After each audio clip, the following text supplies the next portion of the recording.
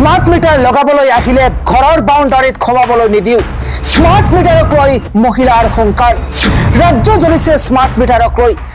মিটাৰক লৈ ৰাজ্যৰ বিভিন্ন প্ৰান্তত আৰম্ভ হৈছে তীব্ৰ প্ৰতিবাদ আৰু তাৰ মাজতেই মহিলাৰ হুংকাৰ স্মাৰ্ট মিটাৰ লগাবলৈ যদি আহে তেন্তে বাউণ্ডাৰীত সোমাবলৈ নিদিও স্মাৰ্ট মিটাৰ লগাবলৈ আহিলে ঘৰৰ বাউণ্ডাৰীত সোমাবলৈ নিদিয়াৰ হুংকাৰ জনাইছে মহিলাসকলে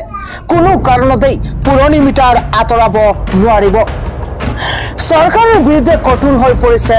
একাংশ প্রতিবাদী মহিলা স্মার্ট মিটার লগালে সরকারকো শান্তিত থাকিবলৈ নিদিও এবার মুখ্যমন্ত্রীক শান্তিত থাকিবলৈ নিদিও বলে হুংকার প্রদান করেছে উত্তেজিত মহিলাই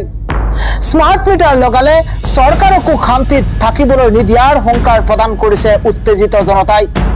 পুরনি মিটারেই বাহাল রাখিব লাগিব শক্তি বিভাগে রাজ্যের প্রান্তে প্রান্তে আরম্ভ হয়েছে স্মার্ট মিটারের বিরুদ্ধে হুংকার